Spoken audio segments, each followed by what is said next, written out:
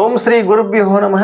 ಮಲಯಾಳ ಸ್ವರೂಪಿಣಿ ಭಗವತಿ ದೇವಿಯೇ ನಮಃ. ಜಗದ್ಗುರು ಪಂಚಾಚಾರ್ಯರನ್ನ ಬಸವಾದೇಶ್ವರನನ್ನ ಮನದಲ್ಲಿ ಸ್ಮರಿಸುತ್ತಾ ಹಾಗೂ ನಮ್ಮ ವಾಣಿ ಜ್ಯೋತಿಷಾಲಯವನ್ನು ಯಾರೆಲ್ಲ ವೀಕ್ಷಣೆ ಮಾಡ್ತಾ ಇದ್ದಾರೆ ಎಲ್ಲ ವೀಕ್ಷಕ ಬಂಧುಗಳಿಗೂ ನನ್ನ ಅನಂತ ಕೋಟಿ ವಂದನೆ ಸಲ್ಲಿಸ್ತಾ ಇದ್ದೀನಿ. ಬನ್ನಿ ವೀಕ್ಷಕ ಬಂಧುಗಳೇ, ನಾನು ನಿಮಗೆ ಇವತ್ತು ಒಂದು ವಾಸ್ತು ದೋಷಕ್ಕೆ ಸುಲಭವಾದ ಸರಳವಾದಂಥ ಪರಿಹಾರ ಹೇಳ್ತಾ ಇದ್ದೀನಿ. ಏನಪ್ಪ ಅದು ಅಂತಂದ್ರೆ, ಮನೆಗೆ ದೃಷ್ಟಿ ದೋಷ ಆಗಿರ್ತದೆ, ಅದು ಅಬ್ಸರ್ವ್ ಮಾಡ್ತಿರ್ಬೇಕೆಲ್ಲರೂ. ಅದು ತುಂಬ ಕೆಟ್ಟದ್ದು, ದೃಷ್ಟಿ ದೋಷನೂ ತುಂಬ ಕೆಟ್ಟದ್ದು. ನೋಡಿ, ನಾವು ಚಿಕ್ಕವರಿದ್ದಾಗ ಅಥವಾ ಸಣ್ಣ ಮಕ್ಕಳಿದ್ದಾಗ ನಮ್ಮ ಹಿರಿಯರು ಅವಾಗ ನಮಗೆ ದೃಷ್ಟಿ ದೋಷ ಅಂದರೆ ಸಾಯಂಕಾಲ ನಾವು ಎಲ್ಲೇ ಆಟ ಆಡಿ ಬಂದರೂ ಸಾಯಂಕಾಲ ದೃಷ್ಟಿ ತೆಗೆಯುವಂತಹ ಕೆಲಸ ಮಾಡ್ತಿದ್ರು ನಮ್ಮ ಹಿರಿಯರು. ಇವಾಗೆಲ್ಲ ಹಿರಿಯರು ಮಾಡ್ತಾಯಿಲ್ಲ, ಯಾಕಂದ್ರೆ ಹಿರಿಯರು ಇಲ್ವೇ ಇವಾಗ. ಹಿರಿಯರು ಇಲ್ಲದೇ ಇರೋ ಕಾರಣಕ್ಕೆ ನಾವೆಲ್ಲ ಪಟ್ಟಣದಲ್ಲಿ ಬದುಕ್ತಾ ಇದ್ದೇವೆ. ಜಾಯಿಂಟ್ ಫ್ಯಾಮಿಲಿ ಅಂತ ಮೊದಲೇ ಇಲ್ಲವೇ ಇಲ್ಲ. ಆ ರೀತಿಯಾದಂತಹ ಸಮಯದಲ್ಲಿದ್ದಾಗ ನಮಗೆ ಈ ಸಂಪ್ರದಾಯಗಳು, ಈ ಪದ್ಧತಿಗಳು, ದೃಷ್ಟಿ ತೆಗೆಯುವಂತಹ ಪದ್ಧತಿಗಳು ನಮಗೆ ಗೊತ್ತೇ ಇಲ್ಲ. ಆದ ಕಾರಣದಿಂದ ಎಲ್ಲರ ಮನೆಯಲ್ಲೂ ಜಗಳ, ಕಿರಿಕಿರಿ, ಮಾನಸಿಕ ನೆಮ್ಮದಿಯಲ್ಲಿರುವುದು, ಸಣ್ಣ ಸಣ್ಣ ವಿಷಯಕ್ಕೂ ಜಗಳ ಆಡುವಂತಹ ಪ್ರಸಂಗ ಬಂದೈತಿ ಇವಾಗ. ಸಣ್ಣ ಸಣ್ಣ ವಿಷಯ, ದೊಡ್ಡ ವಿಷಯ ಇರಲ್ಲ, ಅದರಲ್ಲಿ ಏನು ಕಾರಣಗಳೇ ಇರುವುದಿಲ್ಲ. ಅಂಥ ಸಣ್ಣ ಸಣ್ಣ ವಿಷಯಕ್ಕೂ ಜಗಳ ಮಾಡಿಕೊಂಡು ದೂರ ಆಗುವಂತಹ ಸಮಸ್ಯೆಗಳು ಜಾಸ್ತಿ ಆಗಿದ್ದಾವೆ ಇವತ್ತಿನ ಕಾಲದಲ್ಲಿ. ಇದಕ್ಕೆಲ್ಲ ಏನು ಕಾರಣಪ್ಪ ಅಂದರೆ ದೃಷ್ಟಿ ದೋಷ ಮಾತ್ರ.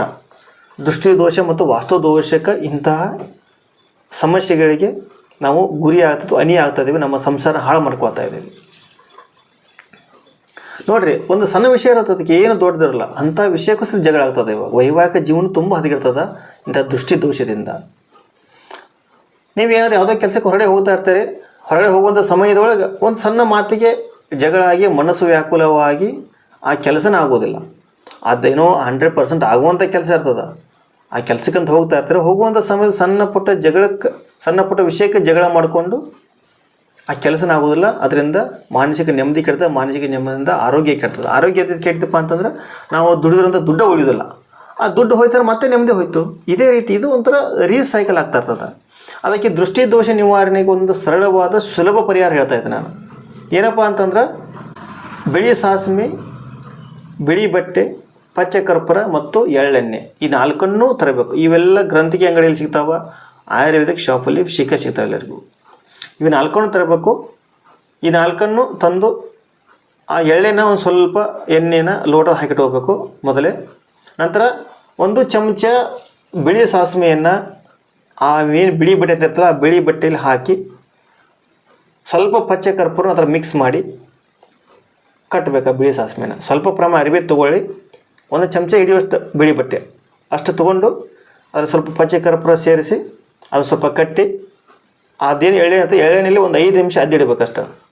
ಅದ್ದಿ ನೆನೆಸಿಡೋದ್ರಿಂದ ಅದು ಎಳ್ಳೆಣ್ಣೆದು ಹಿಡ್ಕೊಳ್ತದೆ.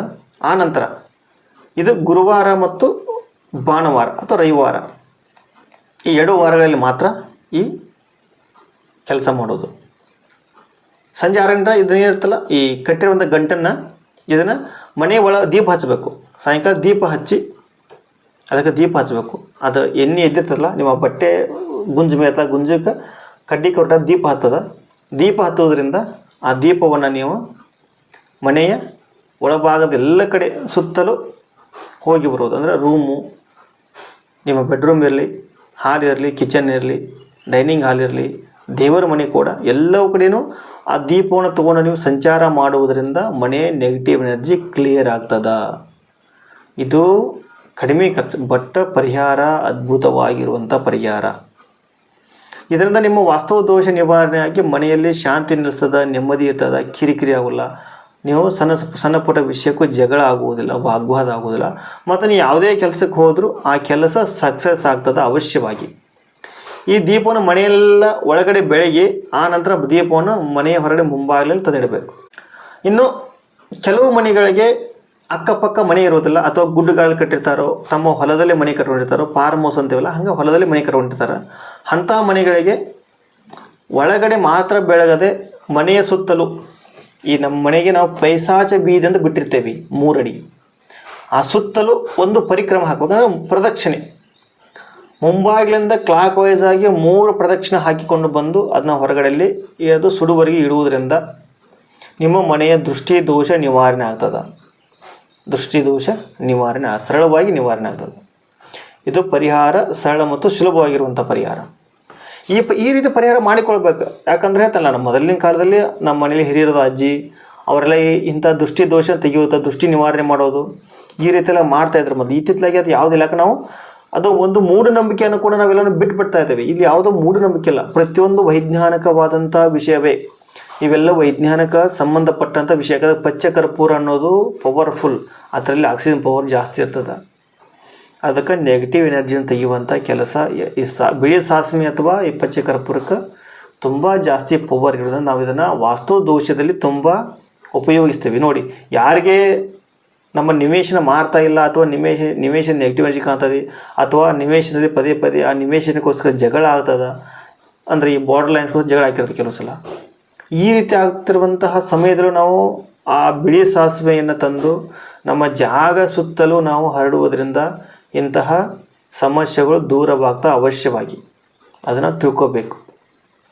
ಇದು ಯಾವುದನ್ನು ತಿಳ್ಕೊಳ್ಳೋದ ನಾವು ಸುಮ್ಮನೆ ಅದೇನೋ ಮೂಢನಂಬಿಕೆ ಇಡಪ್ಪ, ಅವರೇನೋ ಹೇಳ್ತಾರೋ ನಾವೆಲ್ಲ ಯಾಕೆ ಕೇಳಬೇಕು, ಇವಾಗೆಲ್ಲ ವಿಜ್ಞಾನ ಮುಂದುವರತಿ, ಈ ರೀತಿಯಾದಂತಹ ಹುಂಬತನವಾಗಿದ್ದೇವೆ, ಅಥವಾ ನಾವು ಅದನ್ನು ನಂಬುತ್ತಾ ಇಲ್ಲ. ನಂಬಿಕೆಯೇ ಮೂಲ ಯಾವಾಗಿದ್ದು. ನಮ್ಮಲ್ಲಿ ನಂಬಿಕೆ ಯಾವಾಗ ಹುಟ್ಟುತ್ತದೋ ಆವಾಗ ನಮ್ಮಲ್ಲಿ ಪರಿಹಾರಗಳು ಅವಶ್ಯವಾಗಿ ಕೆಲಸ ಮಾಡ್ತಾವೆ. ನಂಬಿಕೆ ಯಾವಾಗ ಹುಟ್ಟಿದ್ರೆ ಯಾವ ಪರಿಹಾರಗಳು ಕೆಲಸ ಮಾಡಲ್ಲ. ಯಾಕಂದ್ರೆ ನಮ್ಮ ನಂಬಿಕೆನೇ ನಮ್ಮ ದೇವರು.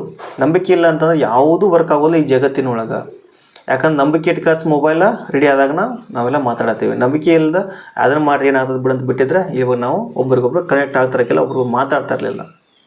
ಇದನ್ನು ಸರಿಯಾಗಿ ಸೂಕ್ಷ್ಮ ತಿಳ್ಕೊಬೇಕಾದಂತಹ ವಿಷಯವಾಗಿರ್ತದೆ. ಏನು ತಿಳ್ಕೊಂಡು ಈ ಸುಲಭ ಪರಿಹಾರ ಮಾಡಿಕೊಳ್ಳಿ. ಮತ್ತು ಮುಂದಿನ ಸಂಚಿಕೆಯಲ್ಲಿ ಸಿಗೋಣ. ಎಲ್ಲರ ನಮಸ್ಕಾರ ಹಾಗೂ ಧನ್ಯವಾದಗಳು.